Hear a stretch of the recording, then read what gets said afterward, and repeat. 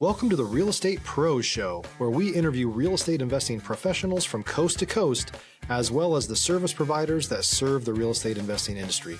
Our goal is simple: share what's working now to help you improve and scale your business to the next level and meet the pros that can help you get there. Real Estate Pros is powered by Investor Fuel, America's leader in helping real estate investors and professionals build the business you need to live the life you've always dreamed of. Let's start today's show.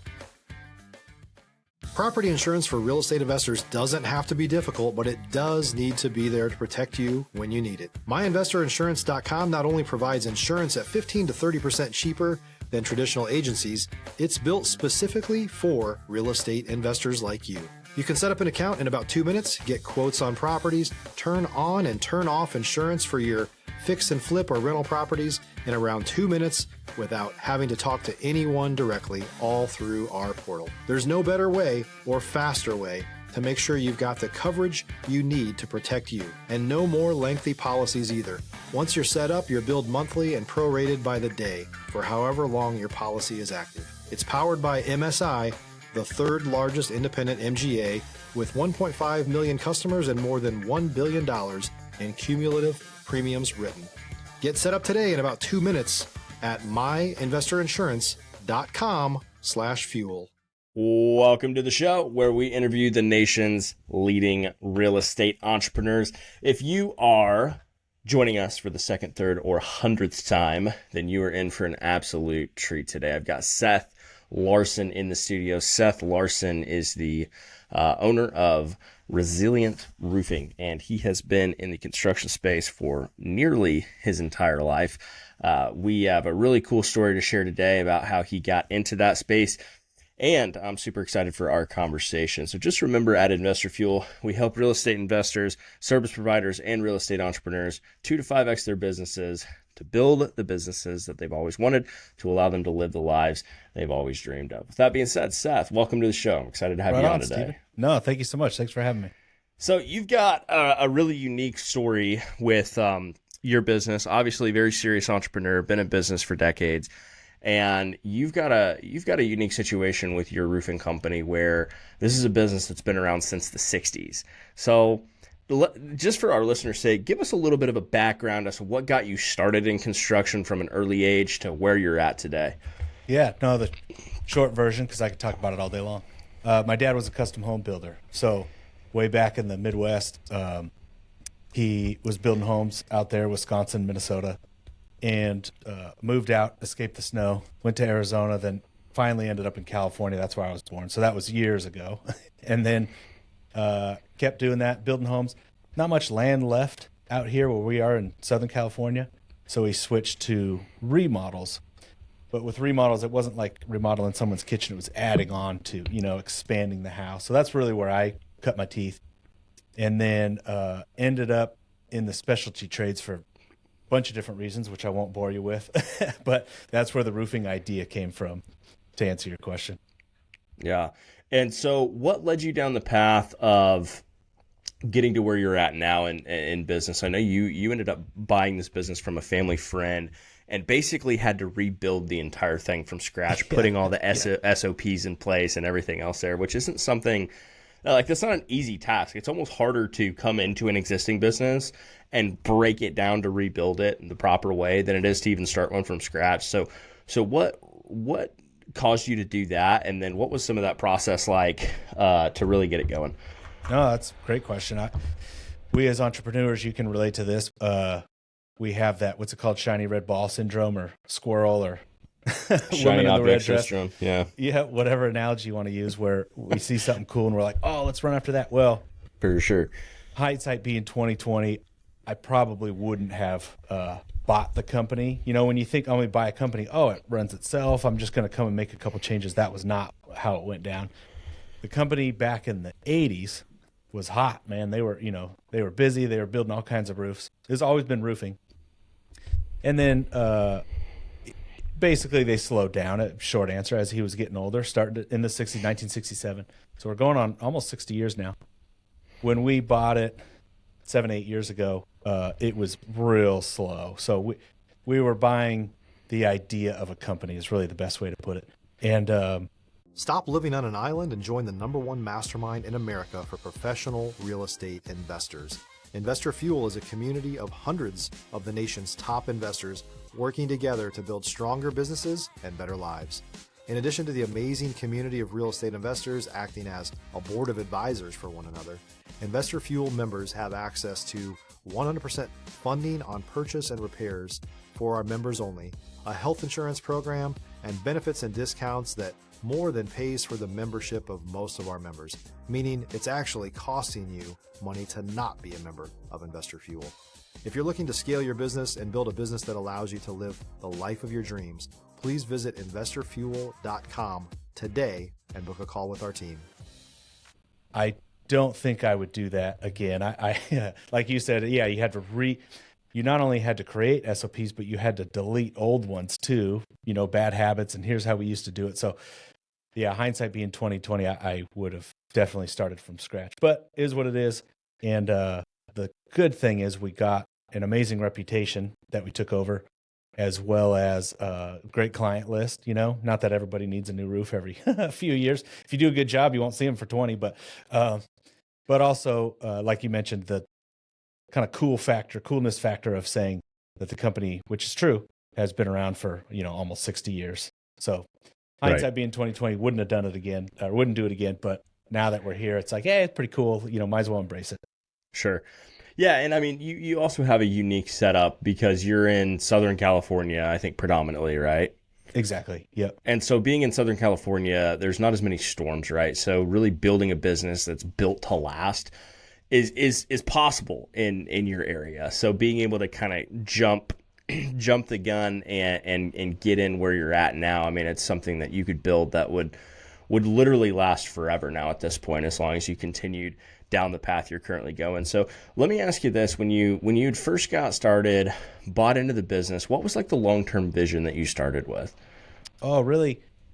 Where it started was trying to build something that was, what's the word? Easier to scale and duplicate than the, custom home building or remodeling type company.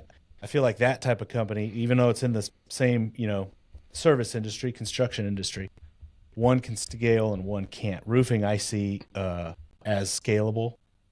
At last calculation, or what do you call it, industry study that I read, there were 18 roofing companies in the country that did over $100 million, which numbers just a vanity, but the point is you can scale it, you can build it, you can train, and get up to that size. Whereas the only construction company over that was Balfour, the restoration company. They did $1 billion something last year, which is nuts.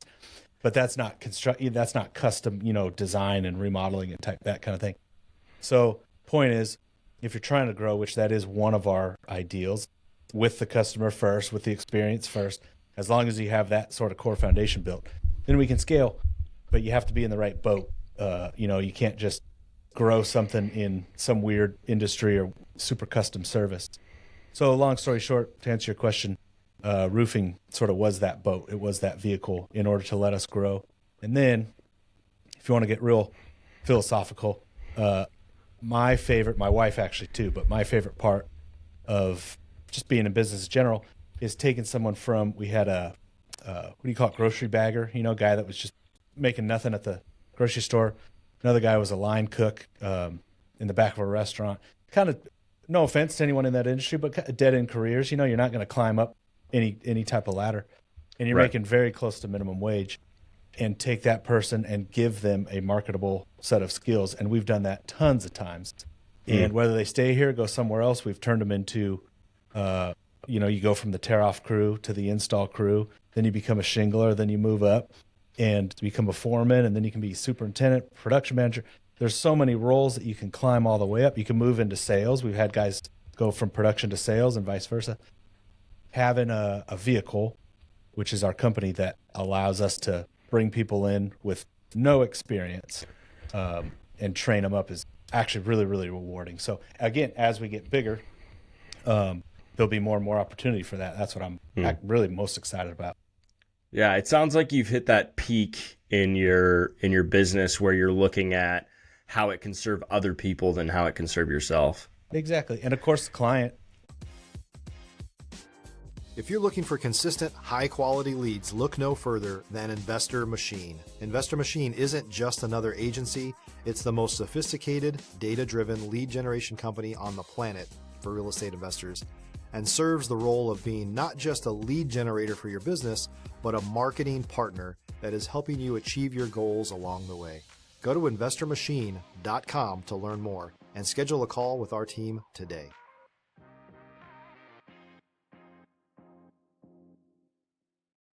Also, we can't just say, hey, client, give me money so I can do all this cool stuff. No, I got to take care of them.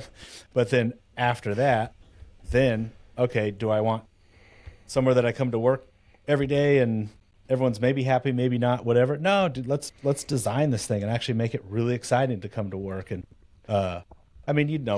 friends or family, they just freaking hate Mondays and hate going to their job. Your life's way too short for that. So whatever I can do to help make it more fun to work here, or again in this industry, I'm all about it. Yeah, 100%. It's funny because I'm a firm believer that people only start businesses for two reasons. They either start the business for the lifestyle that it can provide them, or they start a business to sell it. What did you get into business for? Because otherwise, obviously business is tough. We'd all be better off just working the corporate ladder at McDonald's or Walmart and making $200,000 a year as a store manager someday. Yeah, exactly. So what got you into really entrepreneurship to start with? No, that's a great one. Really a whole family of entrepreneurs is the short answer. So, you kind of have it in your blood. But if I had to pick between those two, because I don't disagree with you, I'd say it's more the lifestyle thing. It's not so much how many dollars I can get out of it. And really, to prove that to you, it kind of fits closer with what I was just talking about with the team. I love the lifestyle of owning a business. Well, that's not true. The second phase of owning a business. The first phase is, what did I hear the analogy the other day? It's like chewing glass and staring into the abyss. It's like starting a business. Dude, so many unforeseen, blows from left and right, but anyway, once you get, and phase two is different for every company. For us, it was when we hit probably 30 employees. It became so much easier. We actually had a leadership team. We had, processes in place like you were talking. When you have 5 or 10, oh my gosh, you're not making any money. You're working day and night. You're working like crazy. So anyway, once we hit about 30, and we're more than double that now, but then it became, you could actually see the light at the end of the tunnel. And then it became, to your point, that lifestyle business. And then, like I say, that's what I desire so much for the rest of our team. That's what I'm sort of passionate about now, is building that lifestyle, if possible. There's always something that you hate about your job, right? No one has perfect daisies and roses all day long, but the least amount of that I can help as possible. So maybe you dislike 10% of your day-to-day or week-to-week, but 90% you have a ton of fun and it's right in your wheelhouse and that's what you love doing. That's what I'm trying to make for the rest of our team. Yeah, you bet. Serving your team. Love that. So what advice would you give to a young entrepreneur that's looking to get into a similar space as you, or maybe it's trades, maybe it's construction, maybe it's real estate? What advice would you give somebody that's just getting started? That's a good one. Well, actually, kind of to what you were saying, find your why. What is your why? Are you trying to, cash out later and sell something? Or is it a lifestyle business? And whatever one you pick is right for you. But then I would say work backwards and design your business to fit your end goal. Meaning, let's say if they want a lifestyle and it has a dollar amount tied to it, they want to make X dollars. Okay, well, at what profit percentage would you have to do what volume in order to get that? And that's a quick, easy math problem. And then build the company to fit that. Then it's done. But what we're chasing is growth, and I know for sure that is not for everybody. So I don't want to say, you got to build it big. That's not for everybody. There's people that'd be miserable if they had 3 employees. They're happy at 2. Whatever happens to be, you stick to that. Don't try to. In fact, the argument is stay small and keep it all. There's a great argument for a small, well-oiled machine can run circles around, big, chunky companies. So point is, try to figure out exactly what you want out of it. And if you are an early stage entrepreneur, you might not even know what that is, but you know what you don't want. So, you can work backwards. If you're a new or newer real estate investor looking to launch or grow your real estate investing business, please check out Investor Fuel Club. It's a coaching community, but unlike anything you've ever seen before. And you can actually partner with members of our mastermind from coast to coast on deals right in your market. There's no better opportunity to build a consistent business than to literally partner with pros to help you avoid costly mistakes, avoid the need for capital to do deals, and help you eliminate your fears as you're starting your business. Learn more about Investor Fuel Club at investorfuel.com/club. And then just build the business to fit whatever that is that you're looking for. So what's your why? Really, like I say, it's changed as we continue to grow, and we've helped. I don't want to forget about the customers. We obviously help customers. We get letters and reviews and stuff all day, but as we help someone who was in my shoes, like I was talking about, the guy that had the sort of dead end job or not having fun at work, not making any money, having kids, whatever, and give them that marketable career, it's always been a why, but that's been the main one now because I get so much out of that selfishly. I see them growing in their career and making more money and building their family, building their lives, buying a house, buying cars, that kind of thing. That's become higher dominance in my why, to answer your question. Yeah. What are you really looking to accomplish in the next, let's say, 18 months with what you're doing? We have it all planned out. Like I say, it's not about the money, but it's also about the money. What I mean is, at the end of the day, you can say how successful you are, how many employees you have. You can measure all kinds of different things, but how much you are able to prove, I guess you could say, to the marketplace, how great of a company you are, how that really comes in. The only really KPI that matters for that is volume. You know what I mean? Volume sure. On an annual basis. So we've laid it out for the next 4 or 5 years, our annual total budget, income goal for the next few years. So to answer that directly, this probably doesn't make sense for too many. I don't know how many different states are listening, but in Florida, a volume is different than in Texas. I mean, you can do so much more roofs, than we can every day. Anyway, our volume goal for 18 months, I think, is probably right around the 20 million a year mark is where it looks like we're on track to be, but that's also the goal too. What does that do for you and your team at 20 million? Mainly just, so with each volume goal, we have how that breaks down in the company layout. So it allows us to hire more people, get a bigger team, get that wheel continually moving, if that makes sense. Yeah, 100%. What's been the hardest lesson? So let me frame this question better, actually, because I've seen a lot of people that have built roofing companies. There's like that danger zone, and there's levels to it, right? There's a bunch of levels, yeah, and a bunch of danger zones, yeah. Yeah, for sure. So you've got that guy that's doing less than $1 million. Then once you're starting to hit $1 million, kind of your next step is 3, 5, because you can see somebody you see somebody do 1.5 million in the roofing business all the time, and then they scale to 5 the next year, and then 2 years later they're out of business. And they don't make any money at 5 million. Yeah, it's crazy. 100%. Yeah. And a lot of that comes down to having the right team structure, systems, processes, etc. It's just a matter of you have to almost acclimate to that next level, make sure they're the right people, because the people you build $1 million business with usually aren't the same ones you build a $100 million business with. Dude, you nailed it. Yeah. And your question has the answer in it. And really, the only thing I would add to that, because you're exactly right, is instead of acclimate, really what I found the hard way is you almost have to tear the whole thing down, dude, and start over. So from 1 million, again, depending on your market, you can do almost everything yourself at $1 million. Besides the install, you still got to sub that out or hire your own guys or whatever. But if you were your own salesman, you did your own admin, you answered all the calls, you scheduled the appointment, you can do, in my opinion, pretty much everything. I mean, a good salesman can sell 2 million, 3 million. So you have to be an okay salesman to sell 1 million. And if you're the owner, the client's going to appreciate that more. You'll sell more of them, Right. Then you can supervise, you can collect the payments, you can do the accounting because it's not, not a lot of moving parts. Point is, you can do a lot of $1 million. Then as soon as, dude, you nailed it right on the head. 3 million probably, everything breaks. So you got to tear the whole thing apart. You have to get out of accounting, you have to get out of production, you have to get out of one of them, whatever your weakness is, right? And then again, I don't want to put a number on it, but I'd say it breaks again at about the $6 million mark.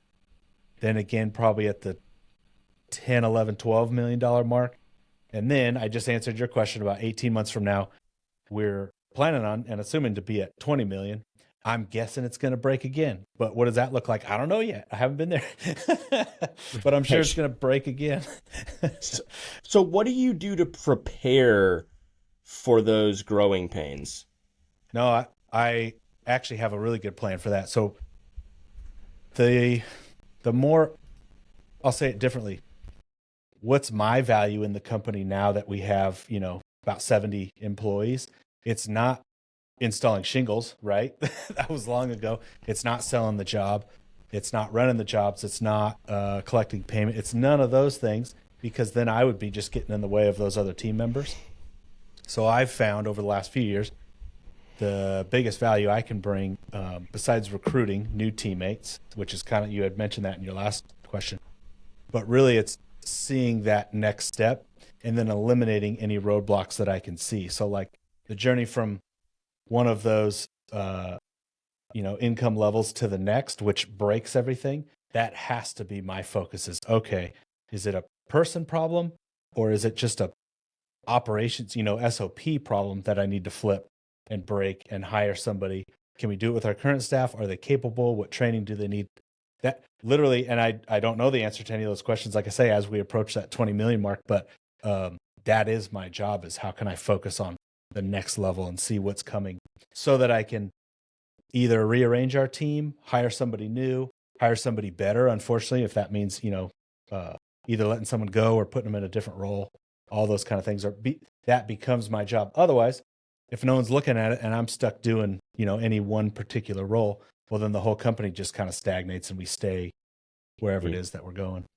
It almost sounds like you're in a phase of, instead of building a business, you're in the phase of realizing that you've got to build the people that'll build the business. Oh, big time. Yeah. Can't remember which billionaire or coach said that. I've heard something similar to that. But no, you said it exactly right. Like, and I don't even think we're at that phase yet. You're kind of reminding me of this analogy. Like, if you leave for a month, there's like 3 phases of business from this test. One phase is you leave for a month, everything falls apart. Okay, we all know what that looks like.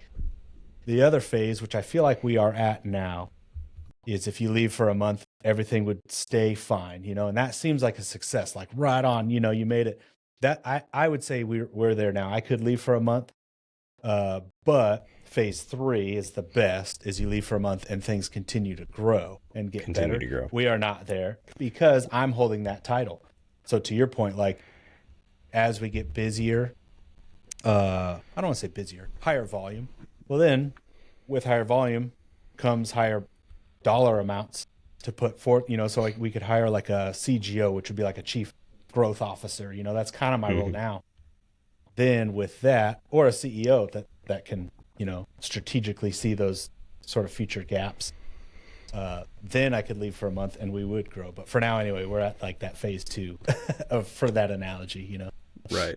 At what point does it make sense, do you think, because you're obviously building a big business, at what point do you think, whether you actually hire them to do it or you just do it yourself through the tools and studies that you have access to, at what point should an entrepreneur start implementing EOS into their business? I'm a fan of EOS. We haven't done all of it. I don't think you go wrong doing it when you're just a solopreneur, and it's just like that $1 million analogy we were just talking about. There's no reason not to hold yourself accountable, hold those level 10 meetings like they talk about, all those kind of things. Why don't you do it when you're just an army of one? And then change is hard, especially the bigger you get. Imagine if I tried flipping something and going, hey, we're doing a new process. Oh man, the whole world would.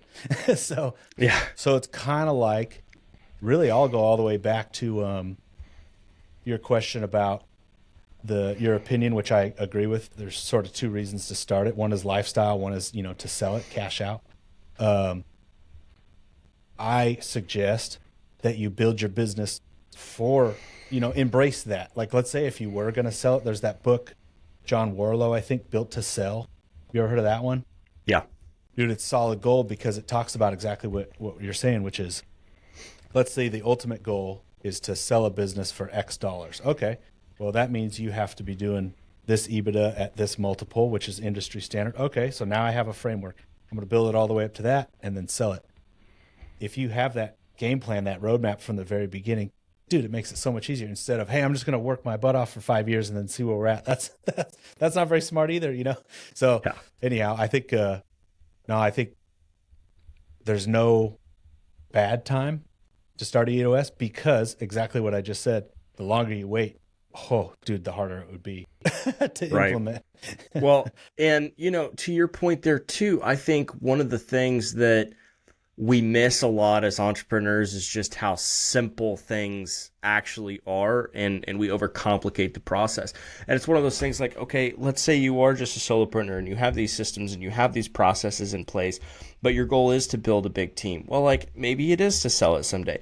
Do you think your life's going to be easier or harder if you have all of that in place regardless of what you do with it? Yeah, exactly. Agree. Because like 100%. so many people build a business for 30 years, they don't have a retirement plan because as an entrepreneur, our retirement is our business basically in our heads, right?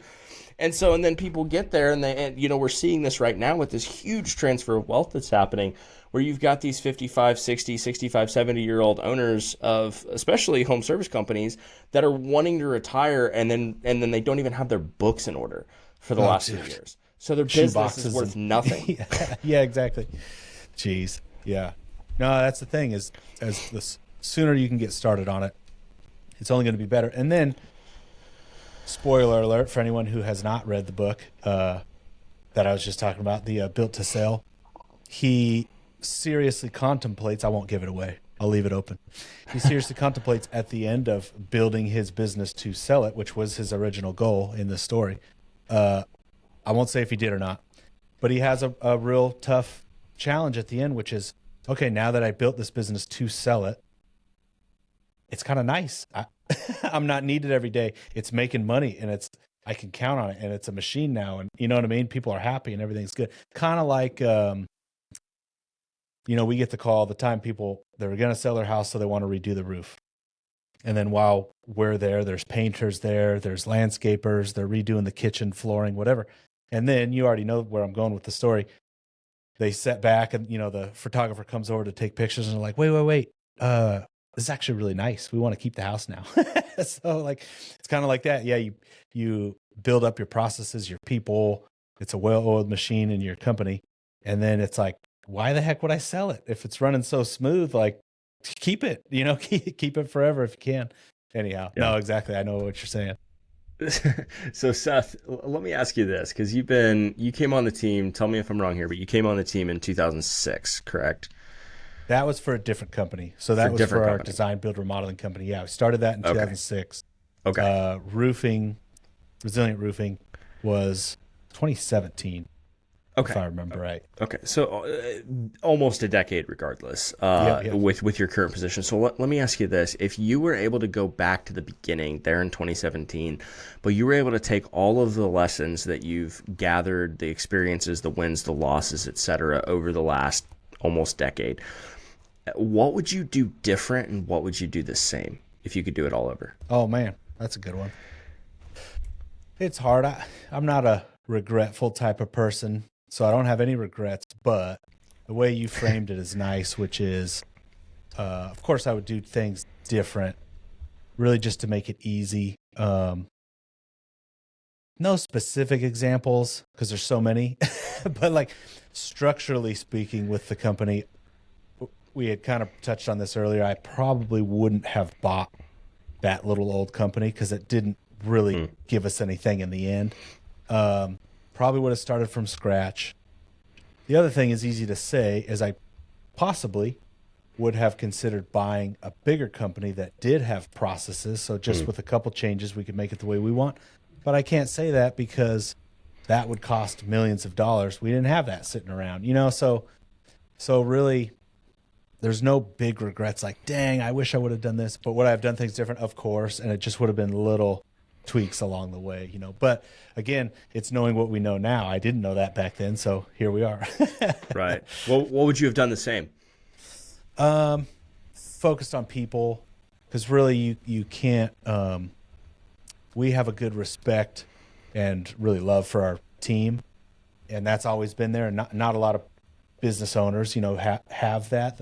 A lot of them I talk to, they're just like, hey, that's my employee. I'll fire him if I need to. It's like, man, we're not just easy. You know, you can't just get away with anything. But point is your respect for your team, your reliance on your team, hiring the right people, getting them on the right seat, you know, on the bus for that analogy. I have every plan to keep doing that. And to answer your question, I wouldn't have changed a thing regarding our team from the beginning. Well, man, I really appreciate you being on the show, Seth. If people want to learn more about you or what you're working on, where should they go for that? Our website, we actually keep pretty up to date, trying to catch up with the new SEO rules from Google, the Google monster. For sure. The site's good. LinkedIn, people can reach out. I'm pretty easy to find on there. And then the regular social media channels are always great too. Awesome. And if you could leave anything, just one last word for our listeners, what would be the last thing that you would leave us with? Something that maybe we haven't covered yet that you'd like to say? No, I think it's similar to sort of the vein that we were talking about, trying to help, I don't even want to say newer entrepreneurs, but entrepreneurs who perhaps are frustrated at where they are. Don't think that you're in it alone. Every time I think like, man, how am I going to solve this issue or problem or whatever, I'd just go talk to people, you know, and you'd be quickly surprised how many people have been through exactly that, or know someone who has, you know. So talking to people like you, I mean, heck, you and I have a lot in common. Just open up and say, hey, here's this issue. Do you know anyone that would be able to handle it? Or, you know, give me advice at least. And there's so much knowledge out there. You're not the first. I guess the point is you're not the first to go through what you're going through. So just reach out and ask other people, and you'll get great advice. You bet. And that's another thing to touch on that note. I think a lot of people miss is you want to pay to be in rooms with people that actually are going through the same things. Absolutely. You know, that's a big one that I think a lot of us miss. We think we can shortcut, you know, certain things, and it's almost like there's not really any shortcuts, but there are ways to make the pain less painful, right? And exactly. The higher you pay the higher you pay, the better quality of the people that are typically in the room with you that are actually going to help you get over those humps. You know what I mean? Exactly. I remember there's a story of a guy who still has a pretty large construction company. I'll keep his name private for the time being, but he mentioned one time when he was early on in business, first decade, and he was $1 million in the hole at one point, and he went to his mentor and he's like, dude, I think I'm like legitimately going to go bankrupt. And the guy slapped him on the shoulder and goes, son, if you don't think you're going to go bankrupt at least once every 4 years, you ain't doing nothing anyways. That's awesome. That's awesome.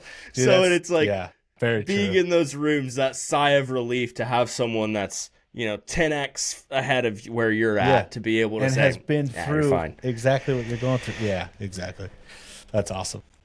Love it. Well, thanks so much for being here. Everyone, if you got as much value out of this conversation and this show as I did, I know you'll be off to the races. Seth, thanks again for being here. We'll make sure to see y'all on the next episode.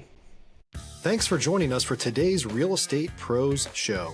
You can learn more about the amazing benefits of the Investor Fuel Mastermind community, including surrounding yourself with hundreds of other rock stars, 100% financing for your deals, and members-only discounts from vendors you're likely already using that, as a member of Investor Fuel, will save you more than the cost of your membership. Visit investorfuel.com to learn more. If you're interested in joining us as a guest of this show, please visit investorfuel.com/pros to apply. You can also check the show notes for access to free resources, how to get access to world-class lead generation, and much more. Don't forget to subscribe so you never miss another episode. Have a great day. We'll see you on the next show.